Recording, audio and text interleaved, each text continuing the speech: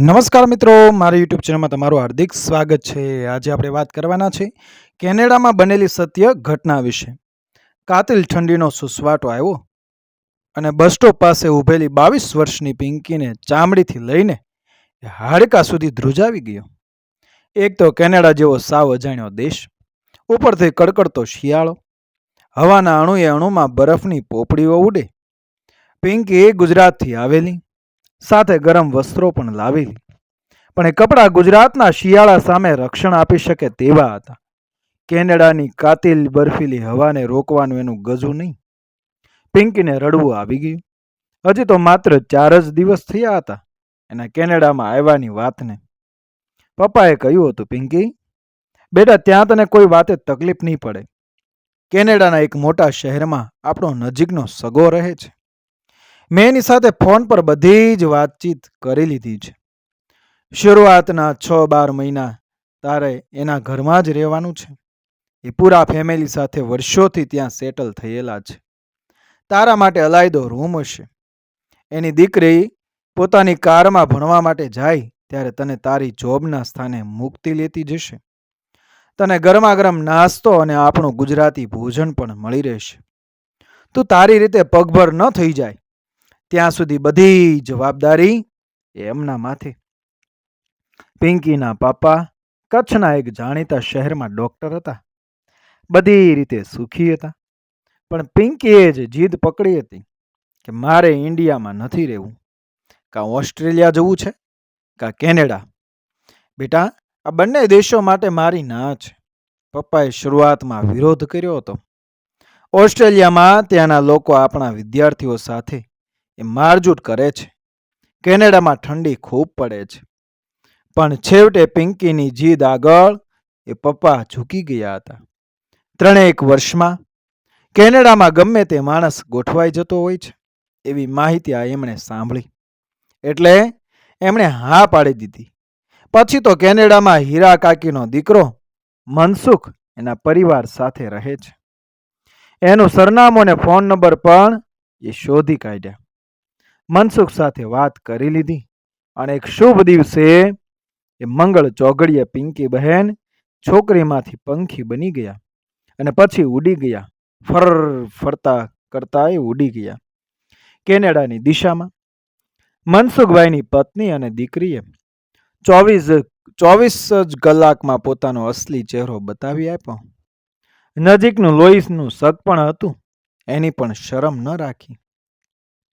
પિંકી ભણેલી હતી, ખૂબસૂરત હતી, મેનર્સવાળી હતી, તેમ છતાં એ જાણે દેશમાંથી આવી ચડેલી કોઈ અભણ, ગંદી, ગમાર, ગામડિયાણ હોય એવું વર્તન બધા એની સાથે કરવા લાગ્યા. ચોથા દિવસે તો એ મનસુખ અંકલની એ તૂડ મિજાજી છોકરીએ સીધું પિંકીને જ પરખાવી દીધું. You rusted Indians, how dare you think to come and stay with us? You should have some decency too. Pinky ગભરાઈ ગઈ. રૂમમાં જઈને એને ઇન્ડિયામાં પપ્પાને ફોન કર્યો. પપ્પા, હું તો અહીં આવીને ફસાઈ ગઈ છું. મનસુખ અંકલના વાઇફ તો ખૂબ જબરા છે અને દીકરી તો એ દાનવ પુત્રી હોય એવું વર્તન કરે છે.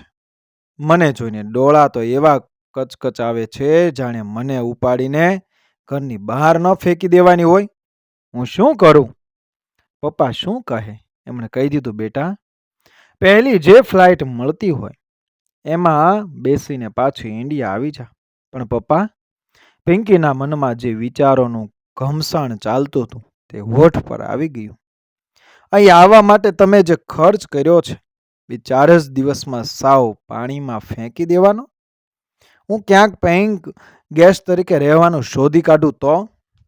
2 કલાકમાં પિંકીએ 25 ફોનના ચકરડા ઘુમાવી કાઢ્યા અને બધા ભારતીયોના જ ફોન નંબર્સ હતા.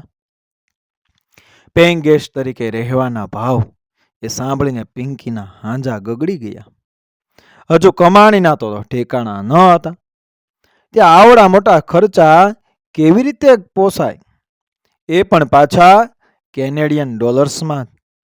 ચોથા દિવસનો બપોર પડ્યો. મનસુખ અંકલે નીચું માથું રાખીને કહી દીધું, આઈ એમ સોરી બેટા, તારે આજે જ આ ઘરમાંથી એ ચાલ્યા જવું પડશે. મને એમ હતું કે તને અહીં રહેવામાં વાંધો નહીં આવે, પણ મારું આકલન ખોટું પડ્યું. મારી વાત માને તો આજની રાત તું ગમે ત્યાં પસાર કરી નાખજે. કાલે વિમાનમાં બેસીને પછી ગળામાં બાજેલો ડૂમો ખંખેરીને બોલી ગયા કે તારા પપ્પાને મળીને મારા વતી એ સોરી કહી દે છે.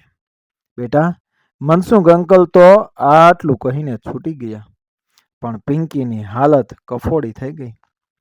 કેનેડામાં તો અંધારું વહેલું ઉતરી આવે.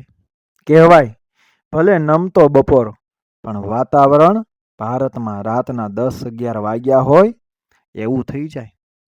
આવી ઠંડીમાં એ પિંકી એના બેગ બિસ્તરા સાથે એ રસ્તા પર આવી ગઈ. ક્યાં જવું એ નક્કી ન હતું. એ બસ અડ્ડા પાસે આવીને ઊભી રહી ગઈ.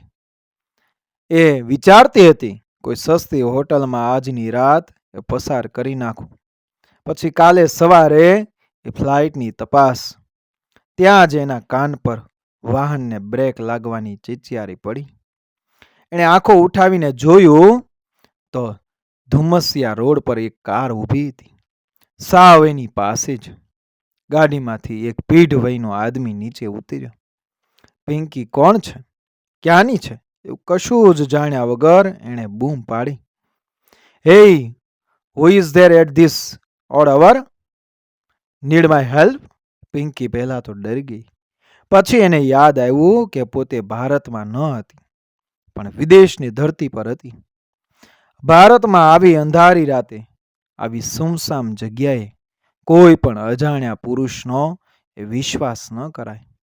પણ પરદેશમાં સાવ એવું નથી હોતું. પુરુષ નજીક આવ્યો ત્યારે ઓળખાયું કે એ પણ ભારતીય જ હોવો જોઈએ. એ પણ સમજી ગયો કે આ છોકરી ઇન્ડિયન છે. એણે ફરી પાછું પૂછ્યું, coming from India? You look like A Gujarati girl, aren't you? હા, પિંકીનું રુદન ગળામાં આવી ગયું. ભાઈ, તમે પણ ગુજરાતી છો? હા બહેન, હું અમદાવાદનો છું. 10 વર્ષથી અહીં છું. તું ક્યાંની છે? હું કચ્છની છું. પિંકી એના શહેરનું નામ પણ જણાવી દીધું. પેલાને શહેરનું નામ સાંભળીને રસ પડ્યો. આઈ સી, એ શહેર સાથે તો મારી લાઈફનું એક મીઠું સંભારણું જોડાયેલું છે. ત્યાં એક ડૉક્ટર સાહેબ રહે છે. બહુ ભલા માણસ છે. ત્યાં ફિઝિશિયન તરીકે પ્રેક્ટિસ કરે છે. એમનું નામ આજે પણ મને યાદ છે. એ ડૉક્ટર, અરે એ તો મારા પપ્પા છે. પિંકી ઉછળી પડી. વોટ? તો એમની ડોટર છે? વોટ એ પ્લેઝન્ટ સરપ્રાઇઝ. બેટા, તું અત્યારે તકલીફમાં લાગે છે. તને મારી મદદની જરૂર છે? પિંકી રડી પડી. ગળામાં અટવાઈ રહેલું રુદન એ બહાર ઠલવાઈ પડ્યું. એણે બધી જ હકીકત જણાવી દીધી. પેલા પુરુષે કહ્યું, બેટા રડ નહીં, હું તને એક વાત કહું. વર્ષો પહેલા જ્યારે હું ભારતમાં હતો ત્યારની વાત છે. હું એક દવાની કંપનીમાં નોકરી કરતો હતો. મેડિકલ રિપ્રેઝેન્ટેટિવ હતો. અમારું કામ જ એક શહેરથી બીજા શહેરમાં રખડવાનું અને ડૉક્ટરોને મળવાનું. એમને અમારી કંપનીની દવાઓ વિશે ગુલાબી ચિત્ર દર્શાવીને વિનંતી કરવાની કે તમે આ જ દવાઓ લખજો. એકવાર ભર ઉનાળામાં હું કચ્છના એક શહેરમાં મારી ફરજ બજાવી રહ્યો હતો. બપોરના 2:30 વાગ્યા હતા. સવારના ચા નાસ્તા પછી પેટમાં કંઈ પડ્યું ન હતું. હું તારા પપ્પાનો કોલ પતાવવા પહોંચી ગયો.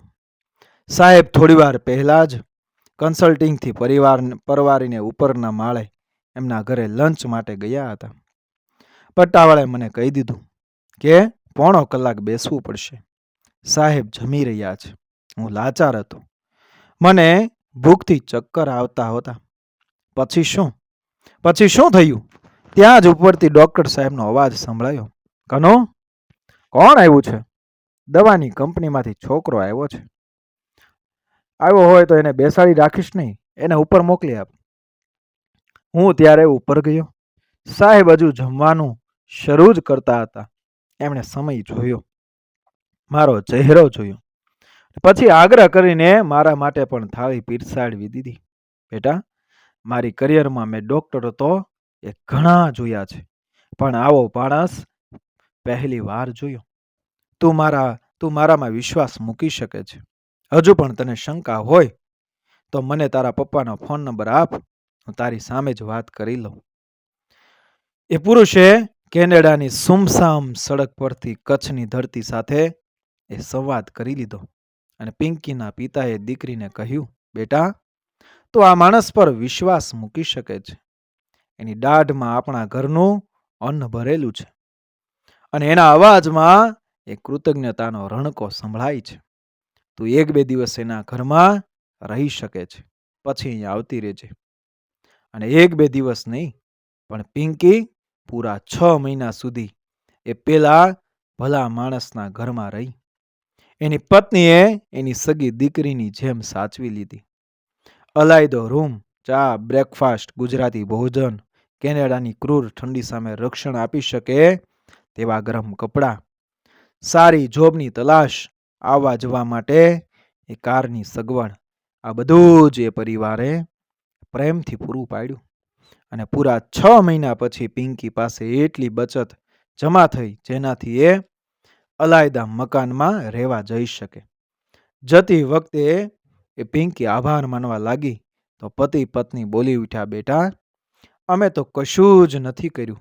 તારા પપ્પાએ એક તદ્દન અજાણ્યા યુવાનને જે પ્રેમથી ભોજન કરાવ્યું હતું એનો બદલો અમે હજુ 1000માં ભાગે પણ વાળી શક્યા નથી. તને ગમે ત્યારે તકલીફ પડે તો તું આ ઘરને તારું જ સમજીને એ આવી જજે. Wish you all the best. મિત્રો, વિડીયો પસંદ આવે મારી ચેનલ સબસ્ક્રાઈબ કરો, ફોલો કરો, શેર કરો.